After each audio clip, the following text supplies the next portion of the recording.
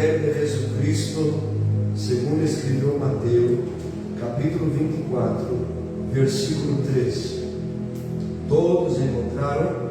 Amém. Dice assim a palavra do Senhor: E estando ele assentado no monte de los olivos, os discípulos se lhe acercaram à parte, dizendo: Dinos, quando serão estas coisas? E que señal habrá de tu venida e del fim del siglo? Versículo 4.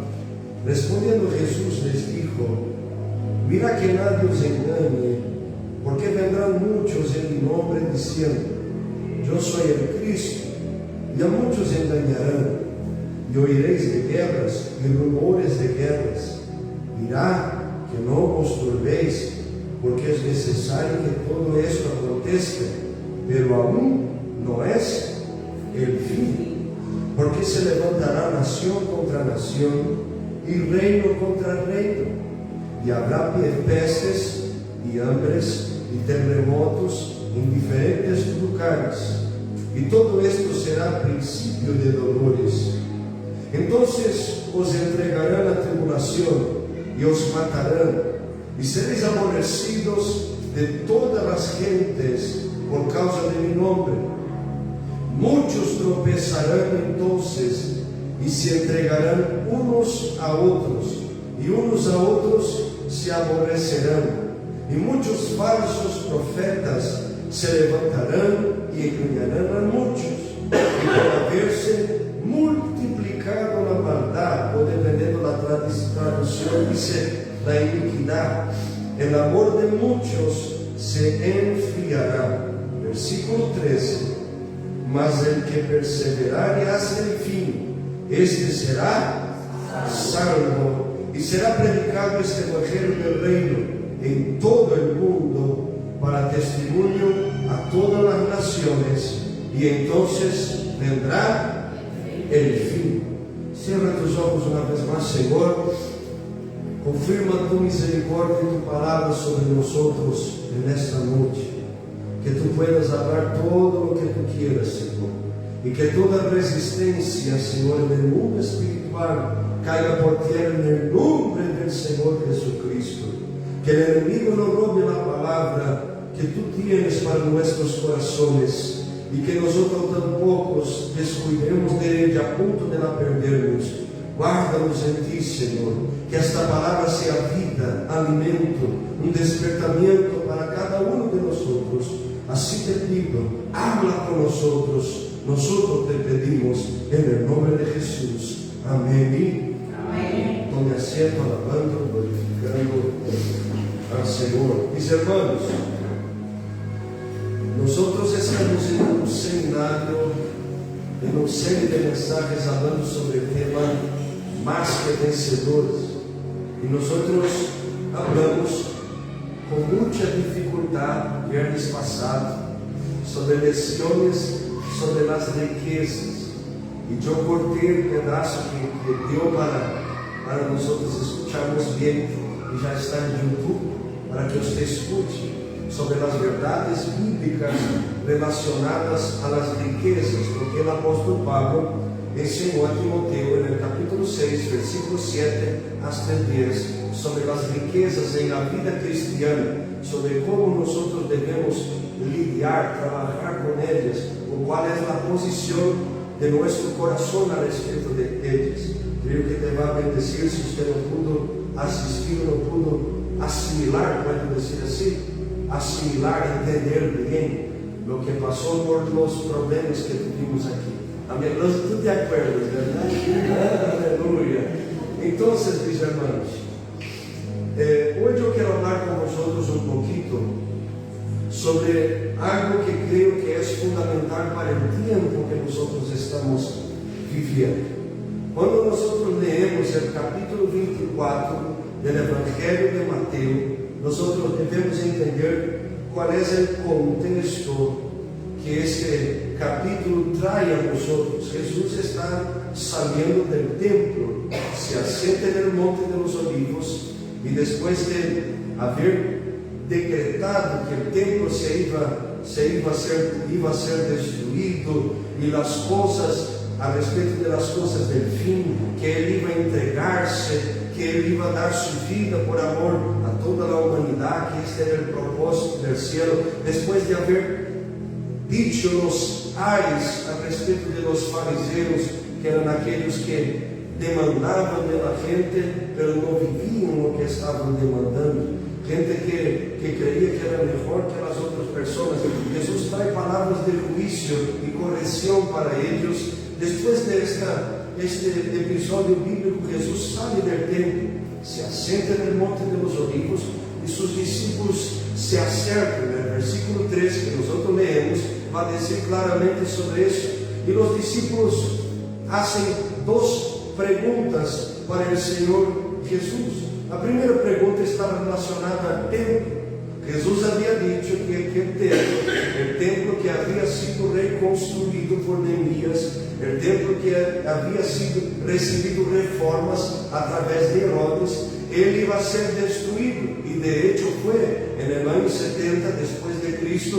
Este templo que Jesús dice que iba a ser destruido, fue destruido. Y el pueblo de Israel pasa por más un problema político dentro de la nación. Pero este no es el tiempo. La segunda pregunta es relacionada a lo que Jesús estaba diciendo sobre el tiempo del fin. Todos nosotros, cuando leemos el capítulo 24 de Mateo, de ese evangelio, tenemos que saber que lo que Jesús está hablando a respecto de las cosas que van a suceder después de este tiempo bíblico. Entonces Jesús está hablando de los últimos días, de las señales. Jesús está hablando sobre la última hora de la iglesia en la tierra, las señales que van a notificar, van a revelar que es el fin. Y Jesús empieza a explicar lo que va a suceder.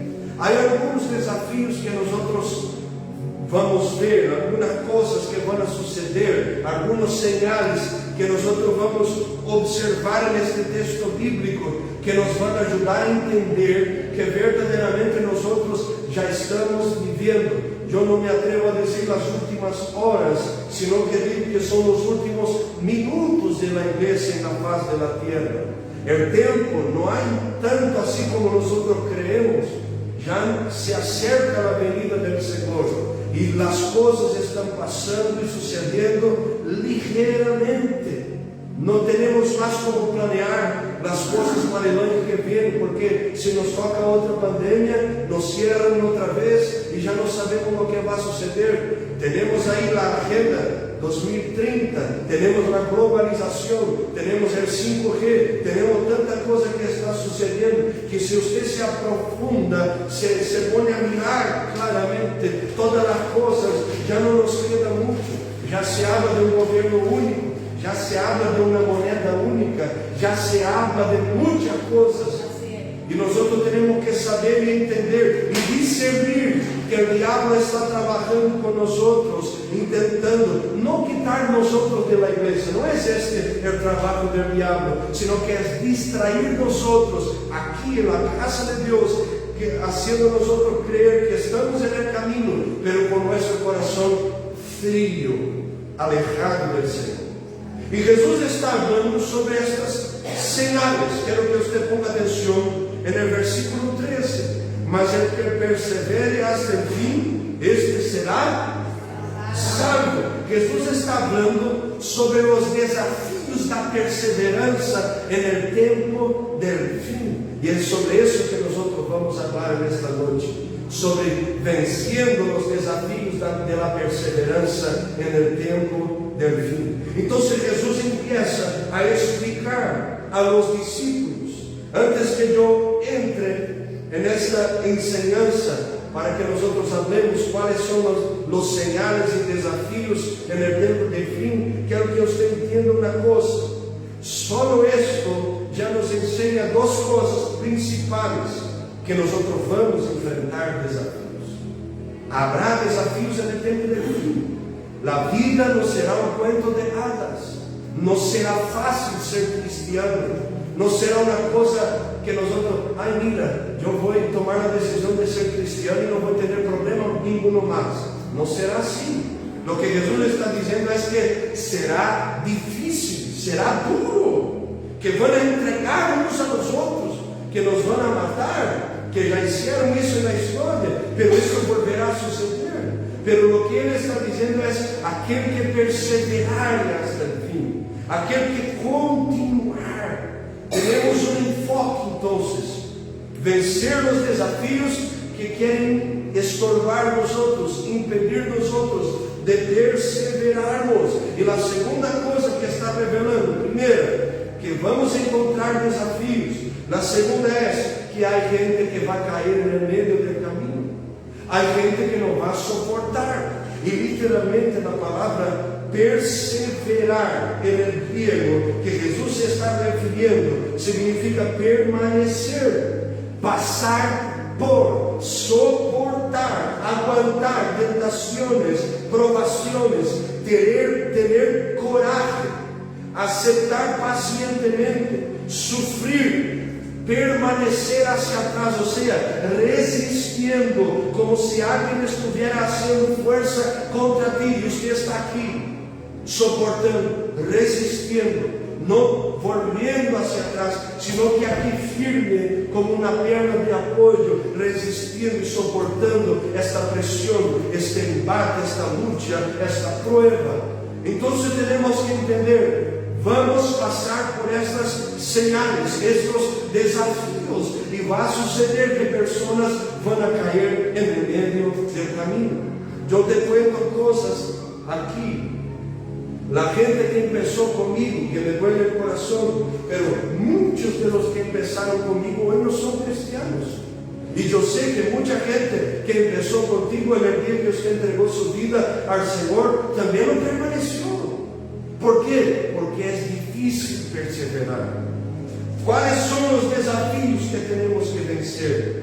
¿Cuáles son las señales que Jesús está revelando sobre el tiempo del fin, que van a luchar contra nosotros, contra esta perseverancia que nosotros tenemos que comprender y vivir para que podamos vencer en el tiempo del fin, en los últimos días? La primera es el engaño. Versículo 4 y 5. Respondiendo Jesús les dijo: mirad que nadie os engañe, porque vendrán muchos en mi nombre diciendo: yo soy el Cristo, y a muchos engañarán. Este engaño habla de dos aspectos: el engaño de una falsa doctrina y el engaño de un falso maestro. Entonces, cuando Jesús está hablando y se refiriendo al engaño, está hablando de falsas doctrinas que van a entrar en el medio del pueblo de Dios, pero también falsos maestros que se van a... Hay un versículo, si no me falla la memoria, que Pedro escribió en una de sus cartas, hablando que en los últimos tiempos muchos falsos maestros se van a infiltrar, se dice así, se van a levantar en el medio del pueblo de Dios. Gente que se va a levantar en el medio de la iglesia para hacer daño a la novia de Cristo Jesús. Este es el tiempo que nosotros vivimos. Tiempo que la gente dice: si no quieres perdonar, no perdone. Usted va a ir al cielo de la misma manera. Pero ¿qué dice la Biblia? Y si no perdonamos, tampoco seremos perdonados. Ese es el tiempo que la gente se vuelve a los cuentos, a las fábulas según la palabra del Señor, y busca para sí maestros según los deseos de su corazón, teniendo comezón en los oídos. Este es el tiempo del engaño, el engaño de falsas doctrinas, como la doctrina de la prosperidad, que enfoca la prosperidad en las riquezas y se olvida que la prosperidad bíblica, ya hablamos sobre eso, Eudodó, Tesalec, habla de la integralidad, de la completud, de vivir una vida abundante en todas las áreas, no solamente en las riquezas. Pero la doctrina de la prosperidad enseña, ¿qué enseña? Que si usted no tiene dinero es porque usted no tiene Dios, usted está en pecado, o usted no está bien con el Señor. Y ahí preguntamos a esta doctrina, y quiero que usted entienda esta palabra. ¿Qué iba a suceder con Job entonces si muriera pobre? ¿Qué sucedió con el Señor que dijo que no tenía una casa para reposar su cabeza? ¿Qué iba a ser de los primeros cristianos, del apóstol Pablo que murió pobre? ¿Qué iba a ser de los discípulos que vendieron todo y entregaron a los pies de los apóstoles al punto que nadie tenía necesidad? Y esto es prosperidad. Toda la gente tener lo necesario para vivir. ¿Qué iba a suceder? Es una doctrina que no es bíblica, que trae cosas del judaísmo para la vida cristiana, y nosotros no estamos más en la ley ni fundamentados en ella. Nosotros estamos en Cristo y ahora vivimos en la gracia del Señor, y vivir en la gracia es más juicio, es más dura condenación, y es eso que nosotros tenemos que entender. ¿Qué doctrinas falsas? Doctrinas que negan se dice, niegan la naturaleza divina de Cristo, o niegan la naturaleza humana de Cristo. Doctrinas que niegan que Cristo vino en carne y anduvo con nosotros. Falsas doctrinas que ponen otros mediadores en el medio del camino, como María, como Joseph Smith, como cosas que están ahí siendo mediadores entre Dios y el hombre. Pero las Escrituras nos enseñan, y estoy hablando lo que la Escritura enseña, que hay un solo mediador entre Dios y los hombres, y no es el pastor Marcelo, y no es tu esposo, ni esposa, ni hijo, es el Señor Jesucristo. Falsas doctrinas, falsos maestros. ¿Qué produce el engaño? El engaño hace la persona caer. 1 Timoteo 2:14. Y Adán no fue engañado, sino la mujer, siendo seducida, vino a ser envuelta en transgresión. El engaño nos lleva a no reconocer al Señor. Jeremías 9:6 dice: tu morada es en medio de engaño, de muy engañadores lo quisieron conocerme, dice Jehová respecto del pueblo de Israel. El engaño no confiesa a Cristo como Dios que vino en carne. 2 de Juan 1:7. Porque muchos engañadores son entrados en el mundo, los cuales no confiesan que Jesucristo ha venido en carne. Este tal es el engañador y el anticristo. El engaño nos lleva a falsas doctrinas. Efesios 4:14 dice que ya no seamos niños fluctuantes y llevados por doquiera de todo viento de doctrina, por estrategia de hombres que, para engañar, emplean con astucia los artificios del error. ¿Sabe lo que nosotros aprendemos con el engaño? Que hay gente que se va a levantar, y quiero que usted escuche bien. Hay gente que va a hablar contigo con blandura de labios, se dice así, blandura de labios, con palabras dulces para ganar tu corazón, pero va a robar tu corazón del Evangelio de Cristo. El desafío del fin, el desafío del engaño.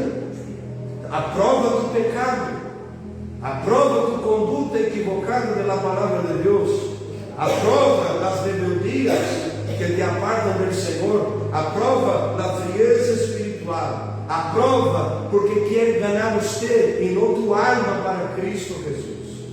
¿Cuál es el deber de un ministro, un sacerdote o alguien que está delante de una iglesia? Es enseñar el Evangelio de Cristo y no su propio Evangelio.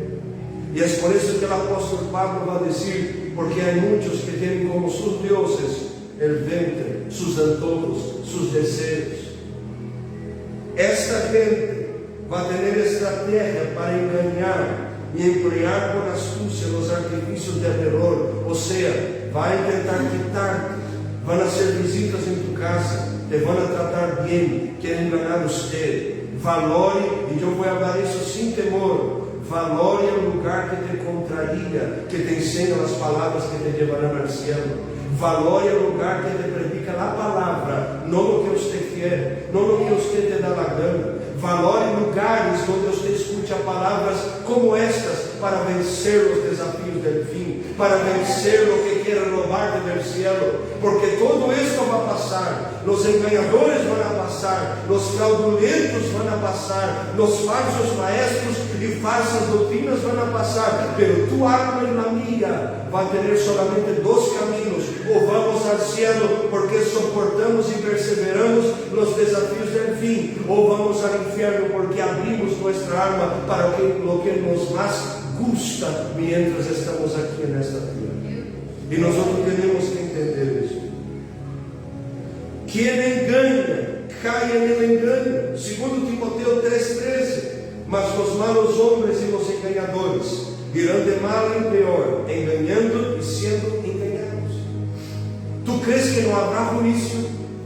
¿Tú crees que no habrá juicio para los que predican falsas doctrinas y los que enseñan ella a otra gente? ¿Tú crees que no habrá juicio? Habrá juicio. Un día, dijo Pablo a los Corintios, todos nosotros vamos a estar ante el trono blanco, grandes y pequeños, de todos los pueblos, lenguas, tribus y naciones, y Él va a hablar nuestro idioma, y nosotros vamos a entender por qué estamos viendo para dónde iremos. ¿Por qué estoy predicando esto? Porque tenemos opción mientras hay tiempo. Tenemos opción de vencer el engaño.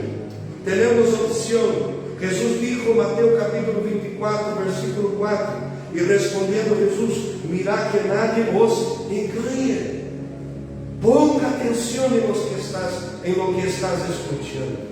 Oiga bien, la Biblia dice que los cristianos de Berea fueron tenidos con un doble honor, porque ellos observaban y escudriñaban las Escrituras mientras Pablo estaba predicando. Quien estaba predicando era Pablo, el apóstol más capacitado después de Jesús, el hombre más lleno del Espíritu Santo, que escribió la mayor parte del Nuevo Testamento, pero ellos estaban con la Biblia abierta, escudriñando lo que él estaba enseñando. Por eso que yo insisto con usted, apunte, llegue en casa, mire bien, porque estas palabras, si no son de vida eterna, son de muerte eterna. Lo que Jesús estaba diciendo es, usted tiene que poner atención para que usted no sea engañado. Gloria a Dios por eso. Tenemos que poner atención y luchar contra el engaño. Primero de Pedro 2:1 dice, dejando pues toda malicia y todo engaño y fingimientos y envidias y todas las detracciones. Tenemos que, aún más allá de poner enfoque en el engaño, tenemos que dejar el engaño. No podemos tener comunión con el engaño. Salmo 34:13 dice, guarda tu lengua del mal y tus labios de hablar engaño. Debemos guardar nuestra boca de lo que es engañoso. Y Jeremías 17:9 dice, engañoso es el corazón más que todas las cosas y perverso. ¿Quién lo conocerá? Cuida de tu corazón, no te guíes por él. Hablamos domingo sobre eso. Sea guiado por el Espíritu de Dios y no por tu corazón que es engañoso. Primer desafío que va a intentar contra nosotros en el tiempo del fin para que no perseveremos se llama engaño. Si usted está teniendo dificultad de escuchar una palabra de esa, es bien probable que usted ya cayó en el engaño. Si usted no abraza una palabra bíblica que tiene como enfoque llevarte al cielo, lo que usted va a abrazar, mi hermano y mi hermana. Segundo desafío de la perseverancia en el tiempo del fin, versículo de número 6, y oiréis de guerras y rumores de guerras. Mirad que no os turbéis, porque es necesario que todo esto acontezca, pero aún no es el fin. Mirad que no os turbéis. Primer desafío, vencer el engaño. Segundo desafío, vencer el temor, el miedo. Vencer esto que viene para turbar nosotros. Jesús estaba alertando sobre las muchas cosas que iban a surgir en los últimos días. Oiréis guerras y rumores de guerras. ¿No es lo que está sucediendo? Estamos hablando de la Tercera Guerra Mundial. Oiremos a respeito de terremotos. Sucederá em vários lugares distintos da Terra, inundações, catástrofes naturais. É isso o que está sucedendo. Quero que você entenda. Estamos falando de coisas que estão passando, pestes, enfermidade, dolências. Nós vamos cumprir 4 anos no ano de 2024, 3 anos e meio mais ou menos, que entramos em uma pandemia, que quedamos presos em casa e se habla de outra pandemia que vai vir. Eu não quero ser um predicador de desgraça, eu não quero falar dessa coisa, mas se está falando destas señales e nós estamos atuando com estas señales como se isto não vai passar, não vai suceder, não vai ser aqui. As coisas hoje não são aisladas, elas estão sucedendo em todo o mundo. E temos que entender, Jesus estava falando sobre vencer este medo. O medo se vai levantar na última hora também. Quem se recuerda da pandemia? Que há gente que está aún na pandemia, depois de todos estes anos, com mascarilha, não saluda, não aperta na mão, com álcool em gel. É bom cuidar-se, glória a Deus por isso. Mas o exagero tampouco não é saludável. Você imagina esse temor? Há gente que, por medo do coronavírus, enfermou.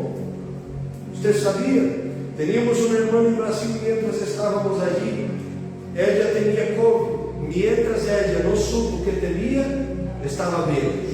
Estava bem, saudável, uma anciana da igreja, irmã Ana. Pero quando lhe contaram que tinha Covid, se foi para a cama, de la cama morreu. Você entende isso? O medo das coisas que vão a suceder. Há gente que vende as coisas da casa, a casa, o coche, e vai viver em um lugar aislado. Se você buscar em YouTube, existem essas coisas. Por medo de lo que vai vir, por medo das coisas que vão a suceder. Jesus estava falando sobre esse medo, pero ele hace uma afirmação: aún não será o fim, aún não será. Então se descansa tu coração, acalma-te, porque se você é vencido por el medo te paralisa, e é isso o que o medo faz. Te recuerdo da película de terror, o suspense, de pânico que mamá hacía, nós assistimos antigamente. A vezes você não assistiu, mas quando o pânico venia despacito, e a pessoa corria, e o pânico despacito ia se acercando, e a pessoa correndo com muita gana, era alcançada por aquele que estava simbolizando seu objeto de medo. O medo te paralisa, o medo quita tu capacidade de reaccionar. Jesus estava falando: vosotros não podem ser vencidos por el engano, pero tampouco têm que ser vencidos por el medo. O medo leva a nós a tomarmos malas decisões precipitadas, decisões que nos alejam da vontade de Deus, decisões que nos quitam do enfoque do céu. ¿Por quê? Porque o medo nos leva a tomar decisões segundo o que sentimos. E tu e eu, já disse na Bíblia que nosso culto não é sentimental. Romanos 2, nosso culto 12:2, nosso culto é racional. Não é, eu não senti a presença de Deus. Não, você não tem que sentir, você tem que adorar a Deus. É racional. Você fazendo sua parte, adorando, sabendo que Ele é o centro e nós estamos aqui para adorar. Então temos que vencer este medo. Mira o que dijo Saúl a Samuel, 1 Samuel 15:24. Então Saúl dijo a Samuel: eu he pecado, que he quebrantado el dicho de Jehová, porque temí al pueblo, tuvo miedo del pueblo, se precipitó, consentía la voz de ellos, perdona pues ahora mi pecado, perdió el reino, su linaje perdió el derecho, porque se precipitó porque tuvo miedo de la gente, tuvo miedo. El miedo trae desespero, te hace esquecer de Dios, te hace perder la esperanza. El miedo lucha para dominar usted, Moisés tuvo medo de Faraón, Éxodo capítulo 4, y por eso rechazó el mandato de Dios cuando el Señor le dijo: Moisés, entra en la presencia de Faraón y habla. Y él tuvo miedo, y ahí el Señor tuvo que permitir que Aarón viniera, y Aarón iba a hablar con Faraón representando a Moisés. Elías tuvo miedo de Jezabel, 1 de Reyes capítulo 19, y huyó, perdió gran parte de su ministerio, perdió el ministerio porque tuvo miedo. Pedro tuvo miedo andando sobre las aguas, hundió. Los discípulos tuvieron miedo en el Getsemaní, abandonaron a Jesús. El miedo se va a levantar. Y ahí yo te pregunto: ¿vas a vivir fundamentado en el miedo o vas a vivir fundamentado en las Escrituras? Yo voy un poquito más allá. ¿Vas a continuar viviendo amedrontado, con miedo de todo? ¿O vas a tener fe en Dios para vencer los desafíos de la perseverancia en el tiempo del fin? Romanos capítulo 8, versículo 15, dice la Biblia: porque no habéis recibido el espíritu de servidumbre para estar otra vez en temor. Hay una traducción que dice: porque no has recibido espíritu de temor o de miedo, mas habéis recibido el espíritu de adopción, por el cual clamamos: Abba, Padre. 1 de Juan 4:18. En amor no hay temor, no hay miedo, mas el perfecto amor echa fuera el miedo, porque el miedo tiene pena. De donde el que tiene miedo no está perfecto en el amor. Mateo capítulo 10, versículo 28. Y no temáis a los que matan el cuerpo, mas al alma no pueden matar. Temed antes aquel que puede destruir el alma y el cuerpo en el infierno. Josué capítulo 1, versículo 9. Mira que te mando que te esfuerces y seas valientes. No temas ni desmayes, porque Jehová tu Dios estará contigo en donde quiera que vayas. Tú tienes este Dios a tu lado. No podemos acobardarnos ante el miedo. No podemos dejar el miedo dominar nuestro corazón. Hay gente que no asume el ministerio por miedo. Hay gente que no asume su responsabilidad como pareja, como padre, como madre, porque tiene miedo. Hay gente que está soltera porque tiene miedo. Hay gente que está por ahí sin dirección porque tiene miedo de tomar decisión. El miedo no puede dominar a usted. Tu corazón tiene que ser lleno del Espíritu de Dios, que está ahí te ordenando: sea valiente. Aleluya. Primer desafío, el desafío del engaño. Segundo, el desafío del miedo. Tercera señal y desafío que el Señor nos revela está en el versículo 9. Entonces os entregarán en tribulación y os matarán, y seréis aborrecidos de todas las gentes por causa de mi nombre. Tenemos un tercer desafío, el desafío de vencernos, la frustración por la traición, porque vamos a pasar por traiciones. Una vez una hermana en Brasil tuvo un sueño conmigo, yo estaba aquí. Ella me dijo: Pastor Marcelo, tuve un sueño que usted tenía cerrado la iglesia y usted salía de casa en casa haciendo culto escondido. Y yo digo: gloria a Dios, que voy a tener el privilegio de padecer con mis hermanos por amor al Evangelio. Qué privilegio sería poder dar la vida al Señor. Usted no siente esto, ¿no? Porque es una verdad que está muy lejos de nosotros aún. Tenemos dificultad de vencer pequeñas cosas que irán vivir con las cosas más excelentes. Es difícil porque nuestro cristianismo no perdona ni una persona que habla una tontería de nosotros, que dirá perdonar a aquellos que van a entregar nosotros para sermos muertos. Pero vendrá este tiempo y nosotros tenemos que prepararnos para él, vencer esa frustración de las traiciones, porque vamos a ser entregados. Abel fue traído y muerto por Caín en el libro de Génesis. José fue traicionado por sus hermanos. y no abandonó el Señor por esto. Sansón fue traicionado por Dalila, David fue traicionado por Absalón, Tamar fue traicionada por su hermano que la molestó, se dice, la abusó sexualmente. Jesús fue traicionado por Judas, Pablo fue traicionado por Demas. ¿Por qué nosotros creemos que la gente no va a traicionar a nosotros? Pero ¿cuál es el desafío? Vencer la frustración de ser traicionado. Vencer esta frustración. Perdonar, porque si nosotros no vencemos, tampoco vamos a poder estar con Él en gloria. El cielo es más real que usted imagina. Las cosas espirituales son más reales que usted imagina. Ponga atención, yo estaba en casa un día por la mañana, una semana hacia atrás, en el día antes de irmos a Valladolid, yo estaba en el baño y yo miré en el espejo, empezó a venir unos pensamientos y yo puse atención, yo no estaba pensando en lo que vi. Fue una cosa que apareció cuando miré en el espejo, que vi en la habitación, pasó algo negro volando así, ligero. Y yo levanté la mano y dije que el Señor te reprenda ahora en el nombre de Jesús. Ninguna saeta permanecerá. El mundo espiritual es más real que usted imagina.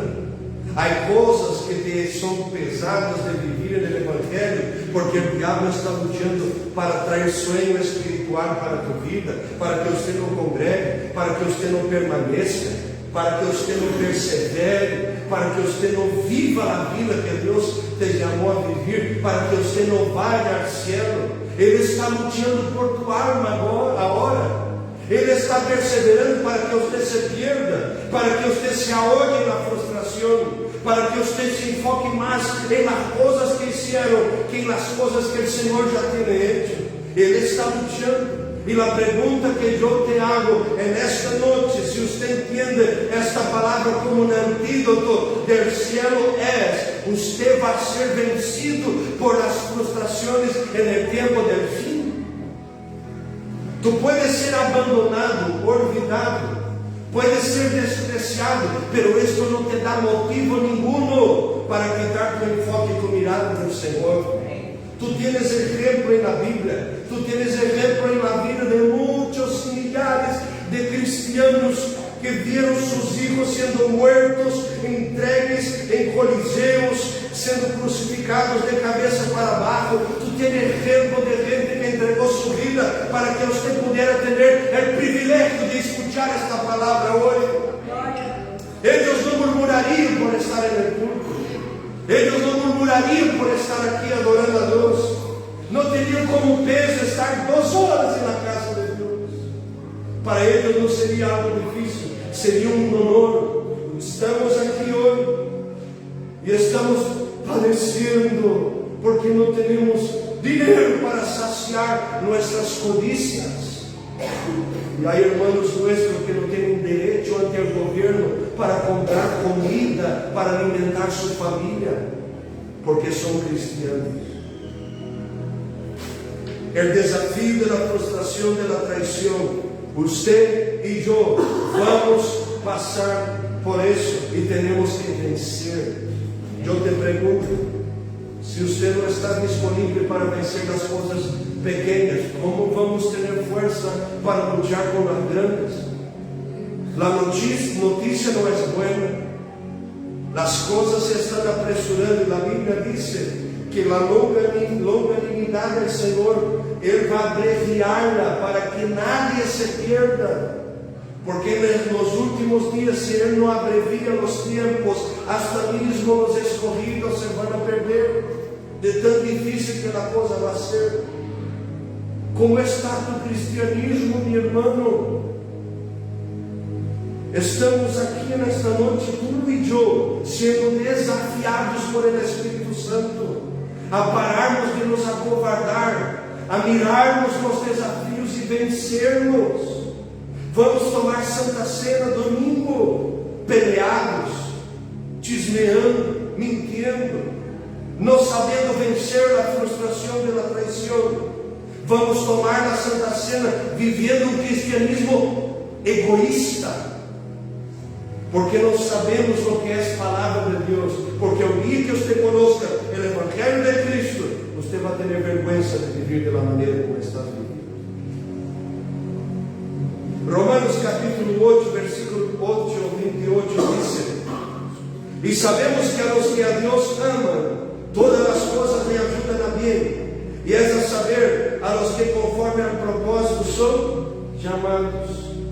Mesmo que venham as pressões, tu consciência deve ser a consciência de alguém que sabe que se Deus está permitindo, é porque tem propósito em todas as coisas. Exemplo básico: Pablo foi preso em Jerusalém, transportado, passou por um naufrágio, se diz, naufrágio, passou por uma isla que se chama Malta, foi para Roma, só para se apresentar ante os governadores, estuvo preso 2 anos, escreveu as cartas da prisão, Filipenses, Efésios, outras cartas, edificou a igreja, e Deus permitiu porque tinha um propósito. Sabe como morreu o apóstolo Pablo?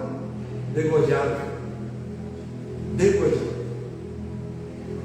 Porque Deus tem um propósito.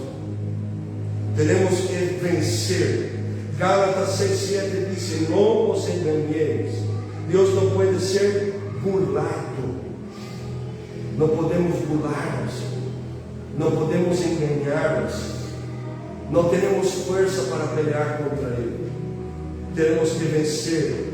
Eu te pergunto: estás disposto a vencer a frustração da traição no tempo do fim? Hijos contra padres, padres contra hijos, se levantarão uns contra os de sua própria casa. Estás disposto? Estás disposto? Ou esta palavra te despierta ou ela te aleja do Senhor? Estás disposto?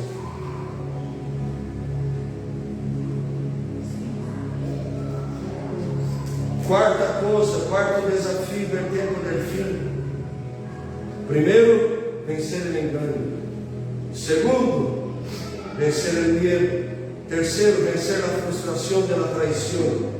Quarto, não ser levado por los escândalos. Se eu for a mirar os escândalos que enfrentei quando eu comecei a seguir o Senhor, eu não estaria aqui, como você não estaria aqui. Pero isto vai quedar pior. As coisas vão suceder aún mais. Isto se vai aparecer. A palavra escândalo, versículo 10.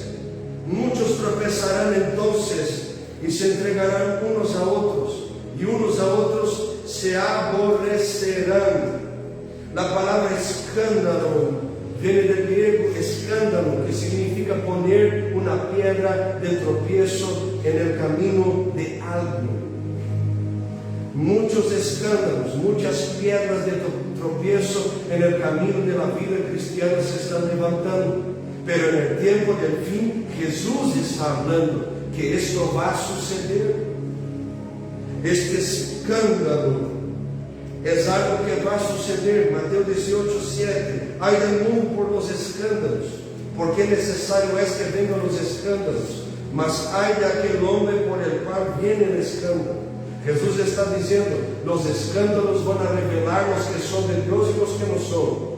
Aqueles que têm a semilla do Evangelho verdadeiramente em sua alma, ou aqueles que estão jugando com o Evangelho para ter um desejo personal atendido, para estar em um lugar de evidência, para ter gente, para influenciar gente, para suprir uma carência em determinada área de seu coração. Os escândalos vão revelar, porque aqueles que são de Deus permanecem. Eles não huem, eles não se acovardam, eles continuam perseverando. Pero há uma sentença: ai de aqueles por el qual o escândalo viene. Jesus não está condenando os que praticam, Jesus está condenando os que propagam os escândalos. Misericórdia. Lucas 17:1 diz: e a seus discípulos disse: impossível é que não venham escândalos, mas ai de aquele por quem viene. Mateus 16:23 dice: entonces él volviéndose dijo a Pedro: quítate de delante de mí, Satanás, me eres escándalo, porque no entiendes lo que es de Dios, sino lo que es de los hombres. Jesús estaba hablando de aquellos que dan lugar a los escándalos, que son tropiezo, que posiblemente, yo no voy a afirmar, pero posiblemente son gente que están sobre influencia demoníaca, gente que vive por escándalos, poniendo tropiezo en la fe ajena, desanimando a la gente, quitando a la gente de la fe pura, de la fe del Señor Jesucristo, gente que aún no fue liberada, da lugar al diablo. El Señor dice: Pedro, queda, Satanás sale, en el nombre del Señor. Romanos 14:13 dice que debemos nos desviar de los que propagan escándalos, así que no juzguemos más los unos de los otros, antes bien, juzgad de no poner tropiezo o escándalo al hermano. Nuestra conducta no puede escandalizar a nadie. 1 Corintios 10:32, ser sin ofensa, o sea, sin escándalo, es la misma palabra, a judíos, a gentiles y a la iglesia de Dios.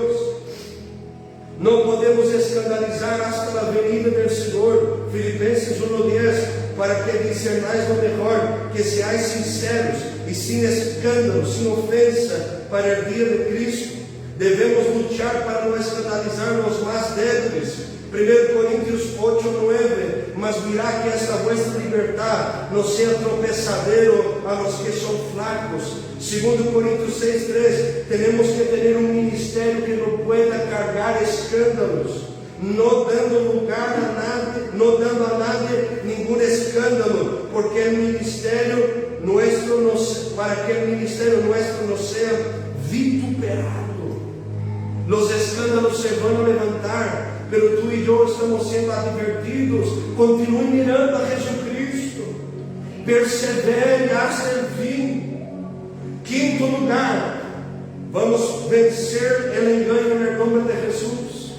Vamos vencer el miedo, vamos vencer la frustración de la traición, entregarse unos a los otros. Vamos vencer los escándalos. Y en quinto lugar, versículo 12, y por haberse multiplicado la maldad, el amor de muchos se enfriará. El desafío de vencer la frieza espiritual, la frieza espiritual que no deja usted abrir el corazón para recibir esta palabra, la frieza espiritual que viene para robar tu enfoque en esta noche, que te recuerda del trabajo, de la cocina, de las cosas que tienes que hacer, pero no deja tu corazón abrirse para el Espíritu Santo. Hebreos, el Señor nos alerta diciendo: si hoy oigas la voz del Espíritu Santo, no endurezca tu corazón. La frieza está ahí, que te quita la oración, que te quita el compromiso con Dios, la vida de oración, de ayuno, de quebrantamiento, de dependencia. La frieza espiritual va a levantarse como usted nunca imaginó. Esos son los tiempos que estamos viviendo.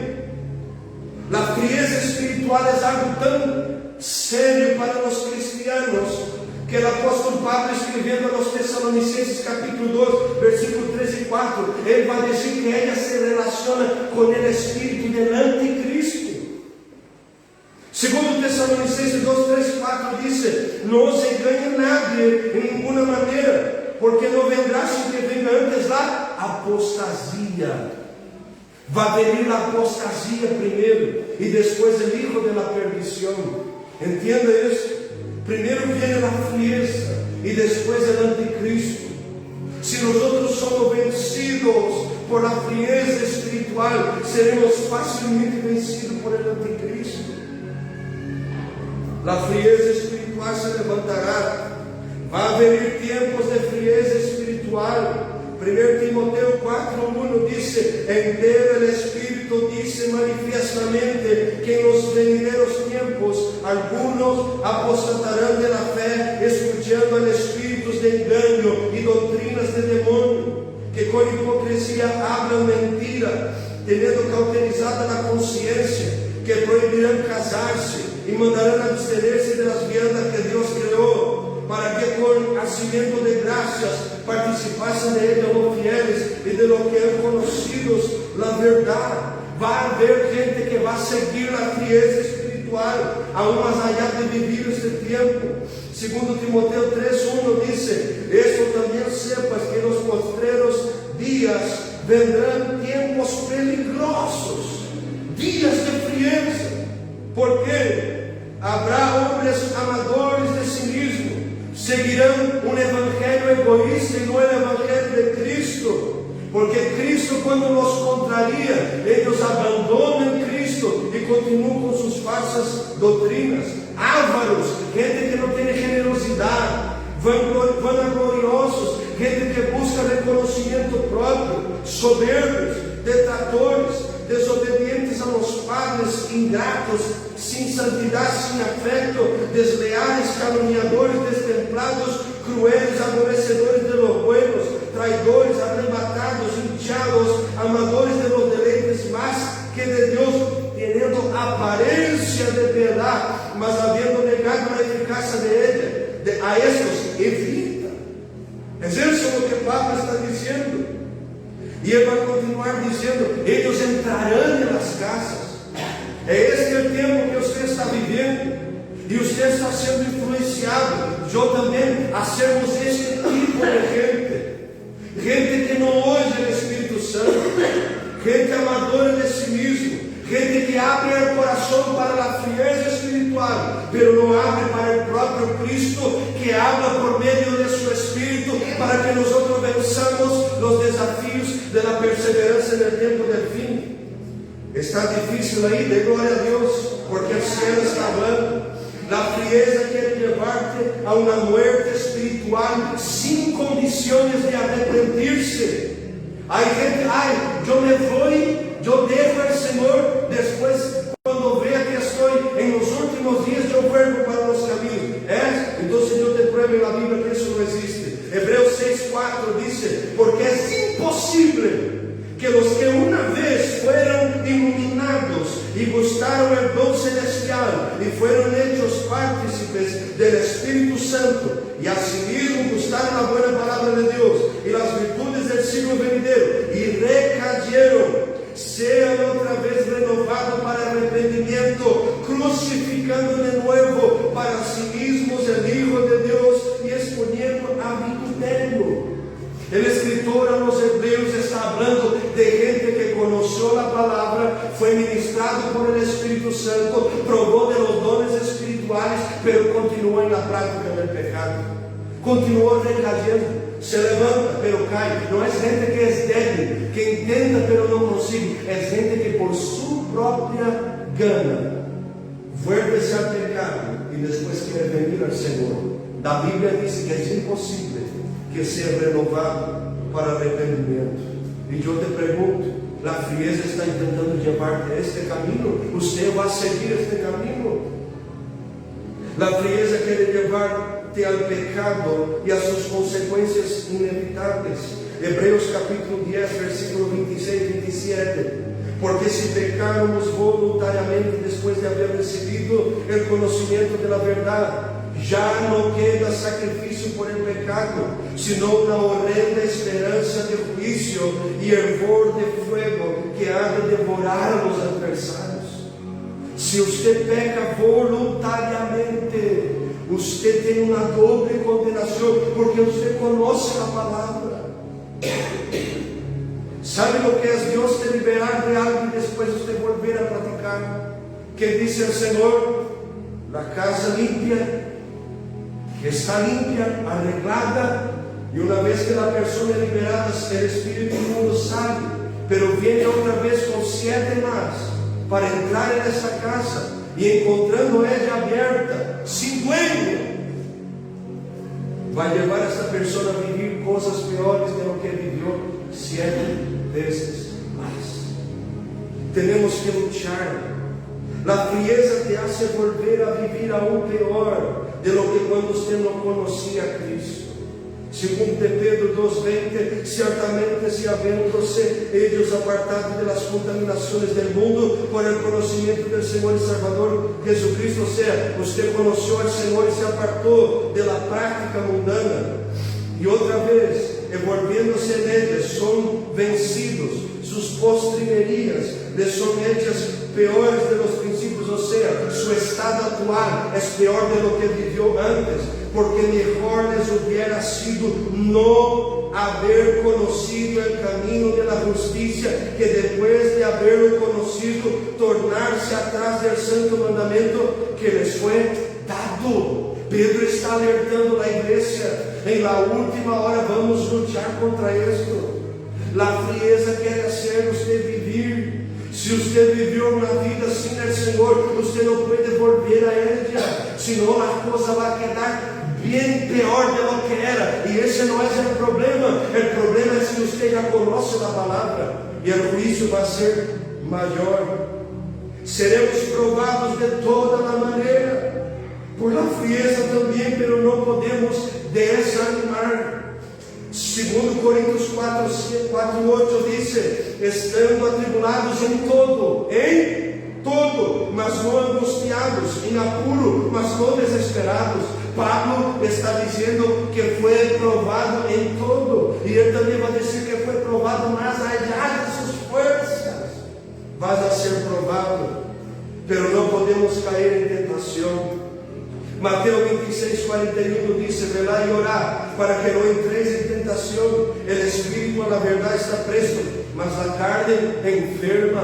La frieza espiritual quiere robarte las cosas de Dios, quiere robarte. Tu familia es una cosa de Dios, la iglesia es algo de Dios, el ministerio que el Señor te entregó es algo que Él te dio. La frieza quiere robar usted de la iglesia, de tu familia, de tu ministerio, de la comunión con el cielo. Ella está luchando contra ti y usted no está percibiendo, pero el Espíritu Santo te está despertando para que usted venza en el nombre de Jesús. ¿Por qué tenemos que luchar contra los desafíos del tiempo del fin? ¿Por qué tenemos que vencer el engaño? ¿Por qué tenemos que vencer el miedo? Vencer la frustración de la traición. ¿Por qué tenemos que vencer los escándalos? ¿Y por qué tenemos que vencer la frieza espiritual? Primero, porque hay una promesa. Aquel que perseverar, recuérdate, aquel que soportar, aquel que no volver atrás, aquel que continuar en la postura que Cristo le ordenó y le llamó, aquel que soportar el peso de estos desafíos, va a recibir promesas de Dios. Aquel que perseverar hasta el fin, versículo 13, este será salvo. Recibiremos la mayor promesa que la Escritura puede dar a alguien: salvación. Salvación. Si la salvación no es tu enfoque en la vida cristiana, usted aún no entendió para qué el Cristo, el ungido, el Mesías, el Señor Jesús ha venido. Si aún estamos ilusionados con bendiciones, es porque no entendemos lo que la Biblia está hablando sobre vida eterna. Porque esto aquí no es nada. El apóstol Santiago va a decir que esta vida es como un humo que ligero pasa. La eternidad está esperando nosotros. Pero aquellos que permanecen, esta promesa está relacionada con aquellos que perseveran, no con cobardes. La promesa está relacionada con gente que no vuelve atrás, que un día que entendió que Cristo le llamó, tenemos un dicho: venga sangre en las canelas, pero nosotros permaneceremos. Quiten tu voz, quiten tu vida, quiten todo de ti, pero que no pueden quitar la fe que hay en tu corazón. El gobierno puede intentar callarte, las naciones pueden levantarse contra los cristianos, pero ellas no tendrán poder cuando Cristo venir y poner sus dos pies sobre los montes de los olivos, y los 144,000 judíos pasar por el medio de ellos, y las naciones se levantaren, la Biblia dice que con el asoplo de su boca Él va a deshacer las naciones y todos los enemigos de Jehová. Ellos no tendrán poder en la eternidad. Ellos no pueden matar tu alma. Persevere, porque hay una promesa. Y aún más allá de una promesa hay un cumplimiento. Versículo 14. Este evangelio será predicado, este evangelio de reino en todo el mundo. El Señor va a cumplir su palabra. No hay nadie que va a poder dar una excusa de que no conoció al Señor. Habrá cumplimiento. Lo que el Señor está hablando es que vendrá engaño, falsos maestros, falsas doctrinas, guerras, persecuciones, catástrofes naturales. Vendrá todos los obstáculos, todo lo que viene para estorbar la predicación del Evangelio, pero nadie podrá detener el poder del Evangelio de Cristo Jesús. Para los griegos y judíos, dijo Pablo, es locura, pero para nosotros el Evangelio es el poder de Dios. Tiene poder de liberarnos de la esclavitud del pecado, de la esclavitud de la muerte, de la esclavitud del engaño. Tiene poder de hacernos nacer de nuevo. Este Evangelio que te resgató, Él tiene que ser vivo y real, porque hay una promesa sobre tú y sobre ti y sobre mí. Si perseveramos, vamos a vivir el cumplimiento de ellas. Y por último, y oramos, habrá una recompensa para aquellos que perseveran. Vuelvo a decir, la Biblia dice, no soy yo, Apocalipsis capítulo 21, quedarán de fuera los cobardes, los tímidos. Ellos no entrarán en el reino de los cielos. El Señor quiere levantar un ejército de gente que no mire hacia atrás, que no tenga tiempo de tibieza espiritual. El Señor está convocando un ejército. Hermano Jairo, que ya trabajó muchos años en el ejército, hermano Márcio ya sirvió en el ejército. Cuando hay una convocación, la gente no tiene opción, o va, o se presenta, o se presenta.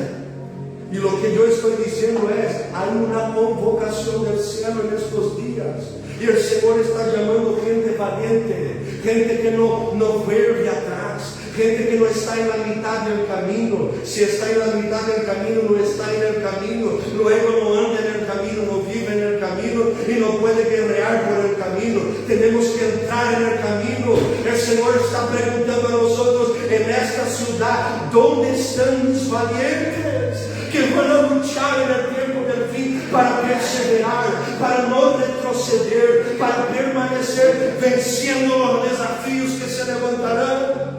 ¿Dónde están los valientes? Póngate de pie en el nombre de Jesús. Y yo quiero orar contigo. Vamos a orar todos juntos. Hebreos capítulo 2, versículo 1 dice: por tanto, es necesario, es menester que con más diligencia atendamos a las cosas que hemos oído, por acaso no nos escurramos. Es necesario que atendamos con más diligencia. No juegue con la palabra de Dios, no juegue con las escrituras. Ellas son vida eterna para nosotros. El Señor está llamando a nosotros. No podemos más estar en el medio del camino. Los desafíos van a venir, las señales están ahí, todo está ahí. Las escrituras se están cumpliendo, pero nosotros no podemos pasar de eso. Tenemos que luchar y hacer lo que fuimos llamados para hacer. Cristianismo no es un cuento, no es un juego. Mientras estamos aquí con una buena silla, con un buen sonido, que eso es maravilloso, es el cielo, Dios. Hay gente que está por cultuar a Dios siendo presa, muerta, y viendo su familia ser muerta, y nosotros estamos aquí y no valoramos. Tenemos culto y no venimos.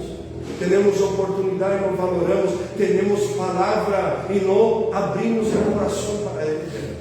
Puedes huir de la gente, puedes huir de este lugar, pero nunca huirás de la palabra del Señor. Tú puedes cambiar de ciudad, de nación, de lo que quieras, pero la Biblia será la misma. Si usted abrir, ella va a hablar lo que yo te hablé hoy. En el nombre de Jesús. Cierra tus ojos, Padre. Yo ministré lo que tú me diste. Y yo pido, Señor, sabiendo que en los últimos días los desafíos se levantarán, el engaño, el miedo, las frustraciones por las traiciones. Yo sé, Señor, que vendrán escándalos como nunca. Sé que la frieza vendrá como nunca. Pero tu palabra dice que es posible perseverar hasta el fin. Señor, danos esta gracia para perseverar. Danos esta gracia para perseverar. Eu oro com meus irmãos aqui, clamo tu misericórdia e clamo esta graça para perseverar. Todos nós outros, sem nenhuma exceção, estamos aqui e estamos orando, pedindo ajuda-nos. Senhor, que tu não nos encontre como motivo de pedra de tropeço, que tu não nos encontre como motivo, Senhor Deus, de vergüenza. Senhor, que não é nestas vidas puedan verdadeiramente glorificar tu nome. Não nos deixe hacer com que a sangre e o corpo do Senhor seja em vano. Padre, tiene misericórdia de nós outros. Despierta-nos nesta última hora, Espírito Santo. Despierta-nos deste sueño espiritual. Despierta-nos, Senhor, desta falta de compromisso com tu chamamento. Em nome de Jesus, que podamos ouvir tu voz a nos chamar. Se não temos tempo de dia, abre nossos sueños.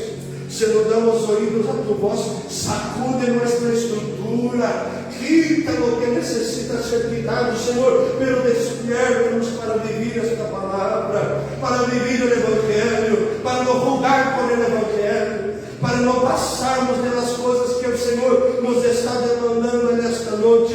Dá-nos esta graça para perseverar, para continuar orando, continuar clamando, continuar perdonando, continuar suportando, continuar com nossa mirada ao Senhor e solamente no Senhor, porque oímos tu palavra e la conhecemos.